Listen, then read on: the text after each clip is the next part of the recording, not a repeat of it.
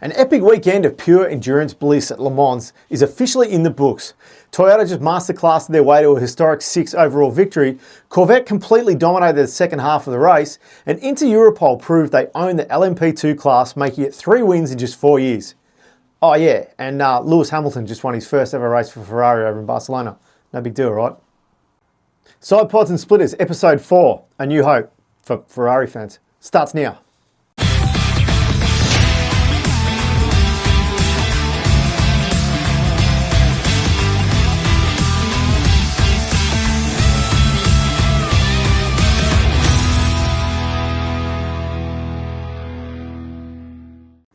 Yes, a massive weekend of brilliant racing has come to an end in France. Now we all have to deal with that brutal post-race come down and the sad reality that we won't be back at the Circuit de la Sarthe for another 51 weeks. At least the Spa 24 Hours is only a week away, I guess. That's probably our saving grace. Let's talk about how this craziness started. After storming to their second consecutive pole position, Cadillac was stripped of their hyperpole due to a pit lane infringement. That dropped them all the way back down to 10th and elevated the WRT BMW of Dries Vanthoor to the front row. For the 4th year running, the pole-sitting car failed to lead at the end of lap 1. The inherited pole-sitter, the number 15 BMW driven by Kevin Magnussen, got instantly jumped at the line by Will Stevens in the number 12 Hertz Team Jota Cadillac. Despite some incredibly aggressive squabbling further back, including a near-miss contact between the two factory Ferraris, the entire field managed a remarkably clean, accident-free first lap.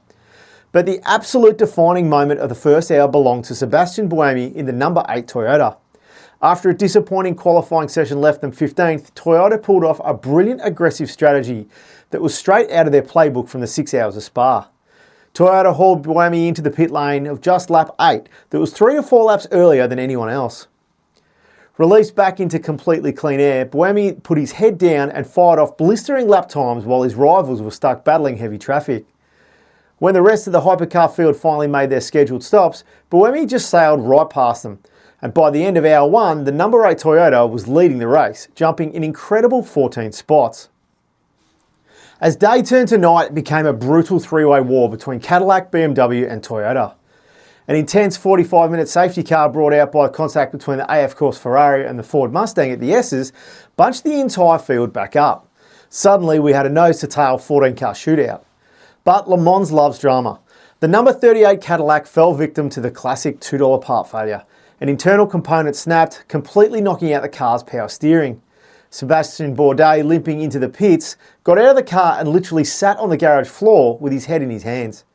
The repair cost them 7 laps, instantly crushing their dreams. And the nightmare continued for BMW in the pitch black. The provisional pole-sitter number 20 machine had heavy contact with an LMP2 car, violently peeling the tyre right off the rim. The car was forced into an agonisingly slow crawl around the massive 13.5 kilometre circuit. They bled massive amounts of time in the pits before being pushed into the garage on dollies for heavy structural repairs. Back at the front on Sunday morning, and the leading number 8 Toyota suffered a brake mount problem, dropping them out of the lead. That paved the way for the ultimate redemption story. The number 7 Toyota, driven by Kamui Kobayashi, Mike Conway and Nick de Vries, had a miserable 2025. Their 26th race nearly unravelled early on too, thanks to a puncture and a drive shaft sensor issue. But aided by timely safety cars, the number 7 unleashed supreme pace in the blistering 30-degree heat. Kobayashi took the final stint holding off a fierce challenge from Dries Vanthoor in the number 20 BMW. And then Kobayashi took the checkered flag with a razor-thin margin of 10.9 seconds. The closest finish in WEC Le Mans history. The number 8 Toyota fought back to finish 3rd, locking down a double podium for Toyota. Now, a massive shout out to Genesis Magma Racing, who got the number 19 car not only to finish, but ahead of some pretty decent competition too, and established teams to finish in 13th outright position. Now, while the hypercars were destroying each other, the lower classes were putting on an absolute clinic.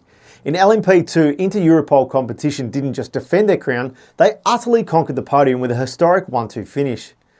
The number 43 Orica took the class win with their sister car right behind them. This came after longtime leaders Duquesne team suffered a heartbreaking brake failure on the Sunday morning. That makes it back-to-back Le Mans victories for the Polish squad and 3 wins in 4 years. They're genuinely building a dynasty in LMP2. Over in LMGT3, it was a massive statement win for America. The number 33 TF Sport Corvette pulled off a legendary charge from 17th on the grid to take a historic victory. And the secret weapon? The legendary bronze driver Ben Keating. Fresh off an elbow injury, Keating drove relentless back-to-back stints in his first 8 hours to build a perfect strategic platform. Once his mandatory time was done, he handed over the wheel to Johnny Edgar and Nicky Katzberg, who sliced through the field, broke Porsche's win streak and secured Corvette's 10th landmark class win at Le Mans. So another amazing Le Mans weekend over for another year. What was your favourite moment? Let us know in the comments. So that's it for our episode. Or was there something else motorsport-wise happened on the weekend? Yeah, Formula 1. Because the Spanish Grand Prix in Barcelona just shook the racing world to its core. George Russell took pole for Mercedes with Lewis Hamilton right next to him on the front row. At the lights, Russell got a great launch to keep the lead, while Hamilton aggressively fought off championship leader Kimi Antonelli. The race was an absolute strategic chess match. Mercedes looked like they had it under control, but a virtual safety car flipped everything on its head. Ferrari finally nailing the strategy, calling Hamilton in for a cheap pit stop. Hamilton exited the pits just ahead of a charging George Russell. Meanwhile, Kimi Antonelli's Mercedes was flying, but in the final stages of the race, disaster struck. A freak power steering issue forced the championship leader to retire from the Grand Prix. Charles Leclerc also retiring late in the race with only 3 laps remaining due to a hydraulic issue. Again, we feel more so for Charles in this one. That cleared the way for pure emotion. Lewis Hamilton crossed the line to take his first ever victory for Scuderia Ferrari. It marks his 106th career win, snaps Antonelli's 5-race win streak and officially blows the 2026 Drivers' Championship wide open. Ferrari becomes the first team other than Mercedes to win a Grand Prix this year, and the Tifosi are absolutely losing their minds. The podium being an all-English affair with Lando Norris claiming 3rd, the first time since Imola in 1983 a podium had 3 of the same countrymen on it, and the first for Britain since the 1968 US Grand Prix. So it's a break from F1 next weekend, but then it's back on the 28th of June for the Austrian Grand Prix. Well, what a legendary weekend for motorsport. Toyota rules France, Corvette conquers LMGT3, and Lewis Hamilton stands on top of the podium in Ferrari red. What was your favourite moment of the weekend? Again, let us know in the comments. Was it Toyota's win at Le Mans or Hamilton's historic F1 win? Don't forget to smash that like button, subscribe to our channel, and we'll see you next week for Spa and supercars from Darwin's Hidden Valley Raceway. As always, keep it on the black stuff, and we'll see you at a racetrack near you soon.